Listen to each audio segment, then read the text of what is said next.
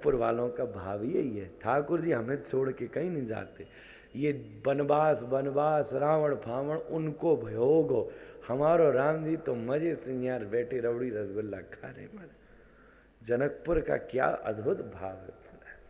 आज भी वहाँ की माताएं रघुनाथ उनके यहाँ जब विवाह होता है ना कन्या का, तो आने वाले दामाद को दूल्हा के पान धो करके पीना। महाराज जनकपुर के भाव का क्या कहना है। जो श्री वृंदावन का किशोरी जी को भाव है, जो बरसाने का भाव है, वही जनकपुर का भाव है। पूरी अयोध्या में सब संत हैं, एक दुष्ट है मंथरा। पूरी लंका में सब दुष्ट है, एक संत है विभीषण। पर जनकपुर में कोई दुष्ट नहीं है, सभी संत संत हैं। कभी बरसाने कोई राक्षस जाते नहीं देखा, वहां राक्षस भी प्रेमी बन जाता है। लौटते समय परशुराम जी पर कृपा परिवर्षित हुई। आज परशुराम, बलराम और श्री राम तीनों साथ खड़े थे। लौटते समय वाल्मीकि जी ने परशुराम जी से भेंट कराई है, क्योंकि परशुराम जी का भी धनुष था नारायण पिनाक। धनुष भंजन लीला जनकपुर वालों ने तो देख ली थी, पर अयोध्या वाले अतृप्त थे। राम जी ने परशुराम जी का धनुष भंजन करके अयोध्या वालों को भी धनुष भंजन दिखा दिया। इसलिए लौटते समय परशुराम जी का धनुष भंजन हुआ। वापस आए, राज्याभिषेक का विचार बना तो कैकेयी जी ने वरदान मांग लिया, तापस वेश विशेष उदासी, 14 बरस राम वनवासी। कौशल्या अम्मा ने कहा जानकी भी साथ जाएगी। सुमित्रा अम्मा ने कहा महाराज लक्ष्मण भी साथ जाएगा। आज अयोध्या पे माताओं का राज्य था महाराज। जब कहा ना कि लक्ष्मण साथ जाएगा तो चौंक गई एकदम से। राम जी बोले नहीं नहीं नहीं माता, आप पर अधिकार कम है अब लक्ष्मण का, अभी ऐसे काम नहीं चलेगा। उर्मिला से जाकर पहले पूछे राम लक्ष्मण, वो कह देगी तो मैं ले जाऊंगा। लखनलाल जी गए, उर्मिला जी बैठी थी अपने कक्ष में, जाकर के कही ध्यान से सुनना, अब 2-4 बातें सुना दे रहा हूं।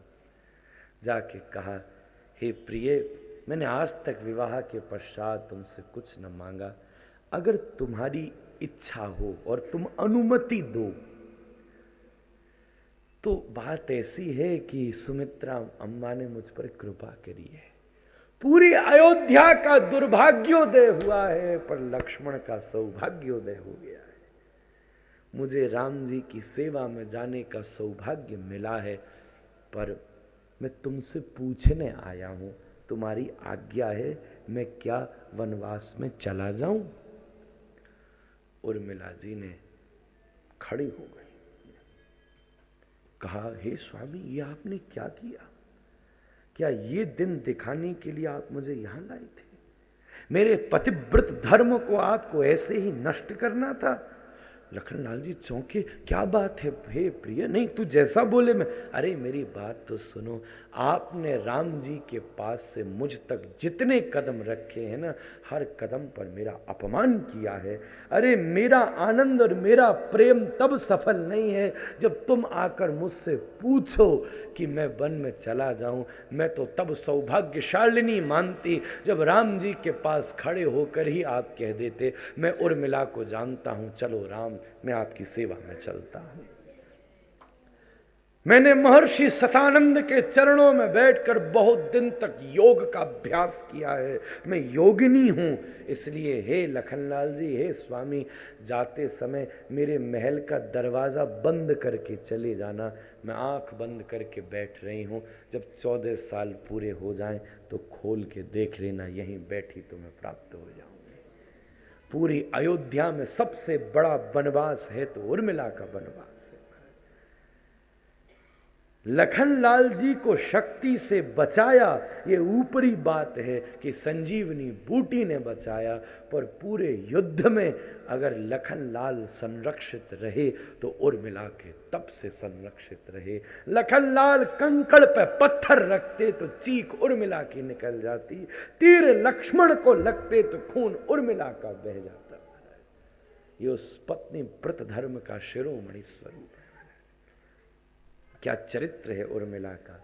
रामायण का एक एक प्रसंग अद्वितीय है महाराज। वनवास हुआ, पुरवासियों को सोते हुए छोड़ा। बड़ा अद्भुत वर्णन किया है वाल्मीकि जी ने, कैसे छोड़ा। राम जी की नीति बताई, क्योंकि बालू थी तो रथ के पहिए छप जाते। तो क्या कहा, सुनो, पहले 4 कोस तक रथ सीधा ले जाओ और फिर 2 कोस रथ उसी पर वापस लेकर आना। जैसे यूं गए तो टायर के छप गए, मान लो पहिया छप गए, जब उसी पर ही वापस लौट करके आना और 2 कोस वापस लौटकर फिर मुड़ करके हम पार करेंगे। जब पुरवासी उठे सब, उन्होंने देखा रथ के पहिए बने थे, भागे भागे तो 4 कोस तक गए, पर 4 कोस बाद चिन्ह समाप्त हो गए, क्योंकि राम जी वहाँ से वापस ले आए थे। ऐसा बड़ा अद्भुत वर्णन प्राप्त हुआ है। वापस ले आए तो पता ही न चला, लगा यहाँ से शायद आकाश चले गए, कहाँ चले गए, वापस लौटने का चिन्ह अनुभूत न हो सका। महाराज निषाद के यहाँ विश्राम किया, सुमंत को मना कर वापस भेजा। महाराज दशरथ ने अपने शरीर का परित्याग किया। निषाद के पास से केवट पर कृपा करते हुए श्री राघवेंद्र सरकार भारद्वाज जी से भेंट आदि करते हुए चित्रकूट के घाट पर भई संतन की भीड़, तुलसीदास चंदन घिसे तिलक देत रघुवीर विराजमान हुए। यहाँ महाराज दशरथ का शरीर छूटा, भरतलाल जी पधारे, अंत्येष्टि क्रिया संपादित करी, शोक के दिन व्यतीत किए, सबको इकट्ठा करके ले गए। बड़े आनंदमय भाव से महाराज निषाद का सत्कार स्वीकार किया। महाराज भारद्वाज जी से भेंट करी, राम जी से मुलाकात करी, बड़े प्रस्ताव रखे। राम जी आप चलिए, आप ही राजा बन सकते हो, मनु का विधान देखो, आप बड़े पुत्र हो, आप ही राजा हो। तो राम जी बोले, मनु ने ये भी तो कहा है पिता की आज्ञा ब्रह्मा आज्ञा। फिर बड़े विवाद हुए। राम जी ने अंत में कह दिया, अच्छा सुनो, तुम विचार कर लो रात भर, कल जो तुम आज्ञा दोगे मैं करूंगा, पर मेरा धर्म निभा लेना। मैंने अपना धर्म तुम्हारे हाथ में दे दिया, मैं वापस लौटा तो क्या होगा मेरे साथ, और मैं न गया तो क्या होगा मेरे साथ। मैं जाऊं ये तेरे मोह की आज्ञा है, मैं न जाऊं ये तेरे धर्म की आज्ञा है, विचार करके बताना। रात भर लखन महाराज भरतलाल जी इधर से उधर घूमते रहे। बड़ा जबरदस्त वर्णन किया है वाल्मीकि जी ने। गुरुदेव क्या वर्णन करते थे। महाराज स्वयं धर्म प्रकट हो गया भरत जी के पास।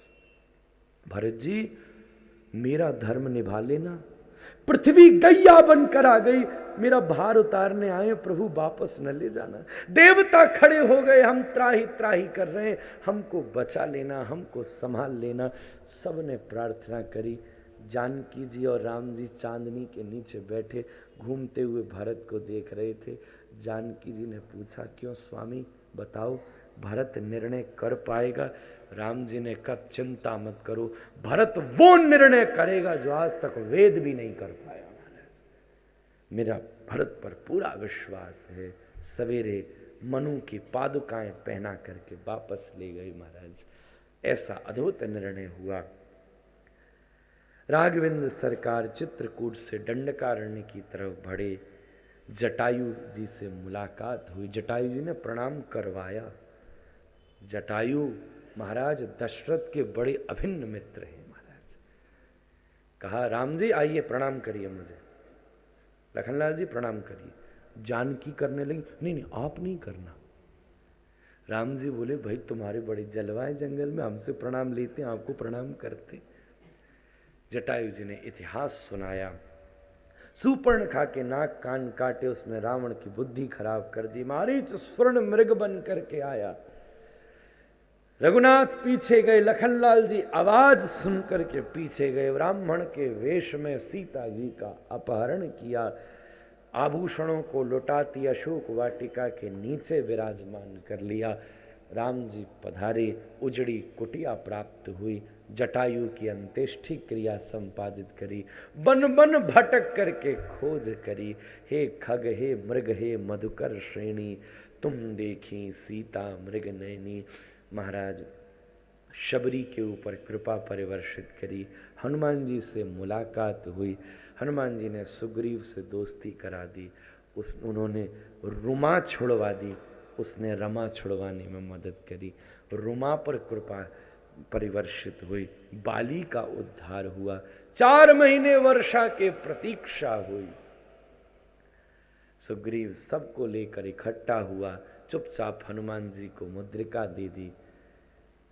समुद्र के तट पर अंगद बोला, भाई मिली नहीं, मरी जाओ, वापस खाली हाथ लौटोगे तो छोड़ेगा नहीं। महाराज हमारा राजा सुग्रीव, संपाति ने सुना कोई मर रहा है तो मेरे पास आकर के मर लो। संपाति जी ने बता दिया कहाँ बैठी हैं जानकी जी। जामवंत जी ने बल को स्मरण कराया, हनुमान जी महाराज भूधराकार रूप धारण करके महाराज कूद पड़े, समुद्र लांग पड़े। महाराज मैनाक को हाथ रखकर शांत कर दिया, महाराज सुरसा को तृप्त कर दिया, लंकनी को थप्पड़ मार करके उद्धार कर दिया, जानकी जी को राम कथा गा करके मोह लिया, मुद्रिका दे के चूड़ामणि ले ली, अशोक वाटिका उजाड़ डाली। महाराज बड़ा अद्भुत वर्णन है। हम देखो 2 दृष्टि है रामायण की। हम हनुमान जी की महिमा गाते हैं कि उन्होंने 100 योजन समुद्र लांघा, पर गुरुदेव बड़ी अद्भुत दृष्टि देते। वाल्मीकि रामायण ने वर्णन किया हनुमान जी की महिमा इसमें नहीं है कि 100 योजन समुद्र लांघा, हनुमान जी की महिमा ये है कि लंका का करोड़ योजन विषय समुद्र लांघा। जो लंका का वर्णन हुआ है, वर्णन करते हैं हनुमान जी ने एक एक स्त्री को देखकर अवलोकन किया कि ये सीता जी हैं क्या, ये सीता जी हैं क्या। रावण के अंतः कक्ष में भी झांक करके देखा। एक बार तो मंदोदरी को पीछे से सीता जी समझ लिया, पर जब मुड़ी तो हंस रही थी। ना ना ना, बेहरिणी हंस नहीं सकती। एक एक ब्रह्मचारी हनुमान जी ने एक एक स्त्री का इतनी गंभीरता से अवलोकन किया। हनुमान जी की महिमा इसमें है जो लंका के कोटि योजन भोग समुद्र को नाप गए। सहस्त्र योजन समुद्र लांघना कोई बड़ी बात नहीं है। जो सूर्य को मुख में रख सकता उसके लिए समुद्र लांघना बड़ी बात है।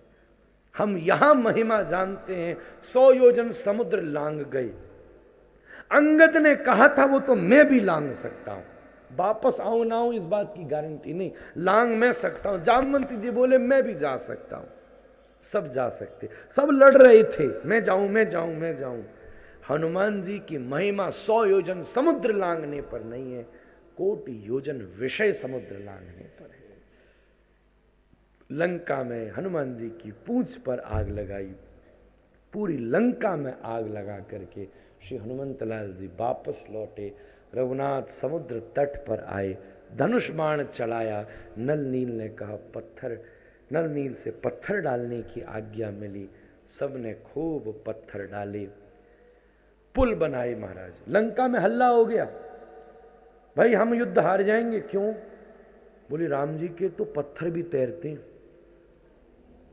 पूरी लंका के सेना का मोटिवेशन बिगड़ गया। अब क्या करें? रावण बोले चिंता मत कर, मेरे पत्थर भी तैरेंगे, कल आके देख लेना मैं पत्थर तैराता हूं। सबरी सेना इकट्ठी करके रावण खड़ा हो गया, देख लेना सबने कहा इसके डूबेंगे, पर जैसे ही पत्थर डाला पत्थर तैर गए, सबरे पत्थर तैर गए। सब जय जयकार करने लगे, लंकाधिपति की जय, लंकाधिपति की जय। भाई हमारा राजा भी बढ़िया, सारे सैनिक मोटिवेटेड।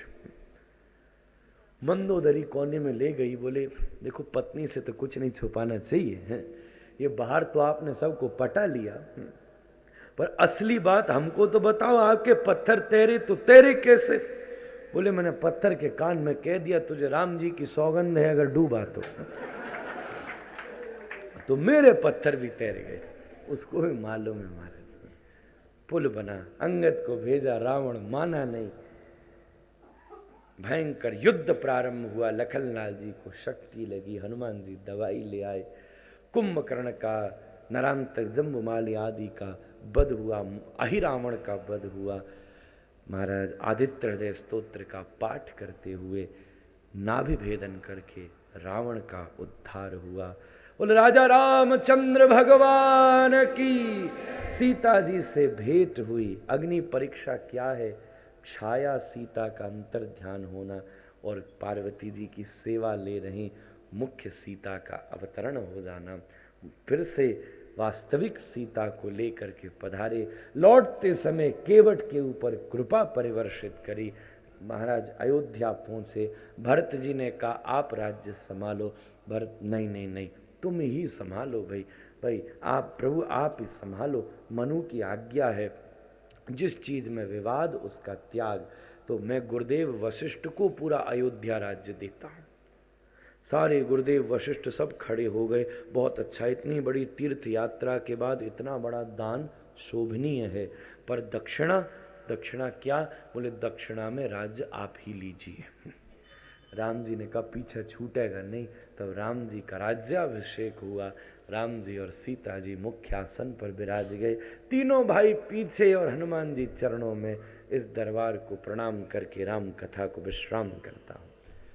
सब छू दिया, देखो छोड़ा कुछ भी नहीं, पर व्याख्या कितनों की कर सका। अब ये तो एक सैंपल था भाई, अब पूरा सुनना हो तो कम से कम 9 दिन की बैठक तो जमानी पड़ेगी। वैसे तो कैसे भी कर लो, एक राम एक रामन्ना, एक क्षत्रिय एक बामन्ना, वाने वा की सिया चुराई, वाने वा की लंक जलाई, बस इतनी सी बात अन्ना, तुलसी लिख गए पोथन्ना। अब कितनों भी छोटो कर दो, कितनों भी बड़ो कर दो, वो आपके हाथ। रामायण सतकोटि अपारा। रामायण जी की कथा अद्भुत कथा है, वाल्मीकि जी ने लिखी है। वाल्मीकि जी तो बड़ी अद्भुत बात कहते हैं, मैं तो राम जी की कथा भी नहीं लिख रहा, मेरी औकात ही नहीं मैं राम जी की कथा लिख दूं। बोले फिर आप क्या लिख रहे हो? बोले सीतायास चरितम महत्, मैं तो जानकी की कथा लिख रहा हूँ। राम जी उनके पति हैं इसलिए उनकी कथा आ गई, मैं तो जानकी की कथा लिखी है रामायण। अतः चंद्रवंश का वर्णन हुआ और सारी कृष्ण लीला सुखदेव जी ने 2 ही श्लोकों में सुना डाली। परीक्षित बोला महाराज जिसको सुनने के लिए मैं 4 दिन से बैठा था, तुमने 2 श्लोक में सुना दिया। कथितो वंश विस्तारो भवता सोम सूर्यो राज्ञाम चोभय वंशानाम चरितम परमाद्भुतम। अब आप सब अलर्ट हो जाए, सीट बेल्ट बांध लें, हम नंदोत्सव पर प्रवेश कर रहे हैं। महाराज बड़े मंगलमय भाव से, आज थोड़ा विलंब हो गया, पर वो कृष्ण जन्म ही किया जहां लेट ना हो। महाराज बड़े मंगलमय भाव से विस्तार से सुनाइए गुरुदेव, विस्तार से कहिए। अच्छा सुन, एक काम कर, कृष्ण लीला सुनने के लिए बड़ी दृढ़ता चाहिए, स्थिरता चाहिए। तू थोड़ा स्नान करा, जल पिया, भोजन करा, वस्त्र बदला, मैं यहीं बैठा हूं, फिर सुनो। राजा हंसते हुए बोला महाराज मैं कोई साधारण आदमी नहीं हूं, मैंने बहुत पहना, बहुत खाया, बहुत पिया, पर इतने खाने पीने पहनने के बाद भी न मेरी भूख मिटी, न मेरी प्यास मिटी, न मेरा नंगापन मिटा। पर पिबं त्वं त्वन्मुखाम्भोजच्युतम हरि कथामृतम, जब से आपके चरणों में बैठकर मैंने कथा सुनी है, मेरी भूख भी मिट गई, प्यास भी मिट गई, नंगापन भी मिट गया। इसलिए आप तो आगे की कथा वर्णन करो। मथुरा के अधिपति हैं महाराज उग्रसेन, उनका पुत्र है कंस, कंस की चचेरी बहन है देवकी। देवकी जी का विवाह वसुदेव जी के साथ सुनिश्चित हुआ। जब विदाई की वेला आई तो खुद संग लेकर गया कि मैं ही घर छोड़ कर आऊँगा, बड़ी प्यारी बहन है मेरी। पर आकाशवाणी हुई, अष्ट्वाष्टवामष्टमो गर्भो हंतायाम बहसे बुधा, जिसको प्यार कर रहा था उसी को मारने के लिए उद्यत हुआ। वसुदेव जी ने वचन दे दिया, मैं 8वां संतति प्रदान करूंगा। इनको छोड़ा, वापस लौटा, जरासंध की पुत्री अस्थि प्राप्ति से विवाह किया, उग्रसेन जी को कारागार में डालकर खुद राजा बन बैठा। कुछ समय बाद पहला पुत्र हुआ, लेकर के पधारा, कंस ने प्यार करके लौटा दिया। ये तो पहला 8वां लेकर के आना, पहले की क्या जरूरत है।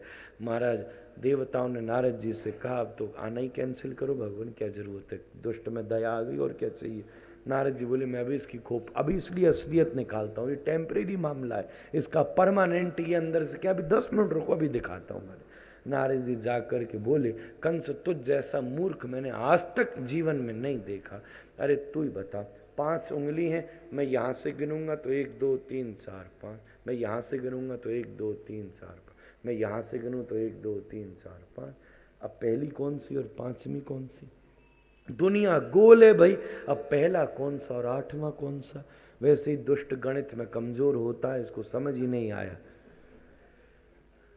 लेके देवकी वसुदेव को कारागार में डाल दिया। पहले, दूसरे, तीसरे, चौथे, 5वें 6 पुत्रों की हत्या कर दी। 7वें के रूप में बलराम पधारे तो संकर्षित कर दिया, वूम्ब ट्रांसप्लांट हो गया पूरा, रोहिणी जी के गर्भ में स्थापित कर दिया। अब 8वें के आने का अवसर था। भाद्र कृष्णाष्टमी का दिन अवसित हो गया। श्री कृष्ण लीला में 8वां अंक बड़ा प्रमुख है, पधारी भी अष्टमी को है। महाराज आती भी जन्माष्टमी ही है, उसके बाद में मुख्य गोपी भी अष्ट सखी हैं, मंजरी भी अष्ट मंजरी हैं, पटरानी भी अष्ट पटरानी हैं। ये 8वां सदैव घूमता रहता है। और क्यों? क्योंकि श्री कृष्ण योगेश्वर हैं। योग भी अष्टांग है महाराज, अष्टांग योग है। ध्यान, धारणा, प्राणायाम, प्रत्याहार, ये अष्टांग योग की शाखाएं हैं। इसलिए अष्टमी को पधारे क्योंकि योगेश्वर पधार रहे हैं महाराज।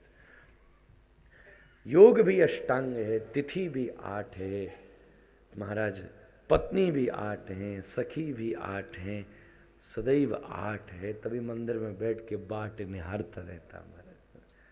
सतत अष्ट अंग विद्यमान है महाराज। भाद्र कृष्णाष्टमी का सुंदर दिवस उपस्थित हो गया। देवताओं ने उपस्थित होकर के महाराज बड़े मंगलमय भाव से देवकी की गर्भस्तुति करी। सत्यव्रतम सत्य परम सत्यम, सत्यस्य योनिम निहितम च सत्ये, सत्यस्य सत्यम मृत सत्य नेत्रम, सत्यात्मकम त्वाम शरणम प्रपन्ना। भगवान का पहला नाम रखा सत्य। क्या कहें, कृष्ण अभी धरा नहीं गया, देवकी नंदन अभी हुए नहीं, यशोदा नंदन जाकर होंगे, गिरधारी उठाएंगे जब होंगे, दामोदर बंधेंगे जब होंगे, गैया ले जाएंगे तो गोपाल होंगे। तो क्या कहूँ, अभी तो कोई लीला ही ना हुई तो कह दिया सत्यात्मक भगवान अवतारी पधारा है, सदमहापुरुष पधारा है। स्वयं सत्य असत्य की दुनिया में सत्य आया है महाराज। आज चंद्रमा की जगह वास्तव में सूर्योदय हो गया है। ऐसा मंगलमय भाव अवस्थित हुआ। धीरे धीरे रात्रि व्याप्त होने लग गई। भाद्र कृष्णाष्टमी का दिन अवस्थित हो गया। शांताक्ष ग्रह तारकम, सारे ग्रह शांत हो गए। कालः परम शोभन, काल अति शोभनीय होकर विद्यमान हो गया महाराज। तारे भी टुमटुमा रहे हैं, बादल भी उमड़ रहे हैं, चंद्रमा भी चमक रहा है। रात में जब घने बादल होते हैं तो चंद्रमा नहीं दिखता, वो छुप जाता है। पर आज घने बादल भी हैं और चंद्रमा भी है, क्योंकि कृष्ण चंद्रवंश में आ रहे हैं और मेघ वर्ण होकर के आ रहे हैं। तारे भी टुमटुमा रहे हैं, चारों तरफ कमल भी खिल गए हैं, कुमुद भी खिल गए हैं, चारों तरफ प्रकृति अद्भुत होकर विराजमान हो गई है। भाद्र कृष्णाष्टमी का दिन अवस्थित हुआ महाराज। जैसे ही रोहिणी नक्षत्र आया ओ पद आया, बा पद आया, और जैसे ही तीसरा ओ बा बी बू 4 पद होते हैं रोहिणी नक्षत्र में, जैसे ही तीसरा बी पद आया, ठीक रात्रि के 12 बजे, और ये भारतवर्ष धन्य हो गया। बोलो बाल कृष्ण भगवान की। अब भाई जेल में तो उत्सव हुआ नहीं। अच्छा, यहां तो जय जय भी जरा हल्की करनी चाहिए, जोर से करोगे तो कंस दबोच लेगो, भी यहीं पकड़ ले। योग माया जी ने बढ़िया सूप की व्यवस्था कर दी गई, हथकड़ी बेड़ियां खुल गईं, पहरेदार सो गए, गोविंद होंगे तो सारी बाधाएं मिट जाएंगी। सूप पर विराजमान कर लिया। सूप विवेक है। सूप चावल और कंकड़ अलग करता है। जिसका विवेक सत्य और असत्य में अभेद कर दे, उसी वही बुद्धि कृष्ण को धारण कर सकती है। ऐसे सूप पर गोपाल को धारण करके ले चले वसुदेव जी। हथकड़ी बेड़ियां खुल गईं, सारे वृंदावन का माहौल, ब्रज का माहौल आनंदित हो गया। सब पुष्प चमत्कृत हो गए, सारी प्रकृति नाच उठी। नाना रत्नमय स्थली भिरमिता मोदाभिरत्यद्भुतं फुल्लैर्वल्लिमतल्लिका तरुबरै नीतं रसोल्लासिभिः अत्यानन्दमदाकुलैर्तरुबरै राबद्धकोलाहलम् कालिन्द्या रसधारया वलयितं ध्यायामि वृंदावनम। वृंदावन की सफेद रज के ऊपर जब झीनी झीनी बारिश की बूंद जम गई और चंद्रमा ने सफेद किरणें बरसा दी, तो ऐसा लगता था प्रकृति ने परमेश्वर के स्वागत के लिए स्फटिक मणि का गलीचा ही बिछा दिया हो। चारों तरफ कमल और कुमुद खिल पड़े थे। जिस वृक्ष के नीचे से गोपाल निकल जाते, वही वृक्ष विकंपित होकर अपने पुष्पों को उसके ऊपर आपूरित कर देता। महाराज कमल उस भरे हुए पुष्प से भरे हुए महाराज उस सूप के ऊपर अनंत भौरे गुंजायमान होकर के उन कमलों का मकरंद आस्वादन करते। सारी प्रकृति चमत्कृत होकर के विद्यमान हो गई। महाराज चलते पीछे शेष ने ढक रखा था गोविंद को। क्यों? बोले आज बादल भी रो रहे थे, आज ये बारिश नहीं थी, प्रकृति के स्वागत में आंसू बरस रहे थे। बहुत दिन के बाद अगर घूमकर प्रिय घर आए ना, तो प्रिया के स्वागत में आंसू बह जाते हैं। आज प्रकृति का प्रिय परमेश्वर पधारा था, तो उसके भी आंखों से आंसू बरस रहे थे। महाराज झीनी झीनी वर्षा थी, पर कहीं वो बारिश की बूंदें कोमल कृष्ण के कपोल को घायल न कर दें, तो शेष ने ऊपर से ढक लिया था। जोड़ा शेष और अशेष का ही है। शेष और अशेष साथ रहता है। शेष स्वयं बलराम हैं, अशेष कृष्ण हैं। शेष लक्ष्मण हैं, अशेष राम हैं। शेष कुछ रह गया, अशेष कुछ न बचा, सब मिल गया। पूर्णमदः पूर्णमिदं पूर्णात् पूर्णमुदच्यते पूर्णस्य पूर्णमादाय पूर्णमेवावशिष्यते। शेष और अशेष का जोड़ा है। शेष ने अशेष को आश्रय दे दिया, शेष ने अशेष को ढक लिया। मंद्र मंद्र गति से यमुना में प्रवेश हुआ। यमुना का जल उमड़ा।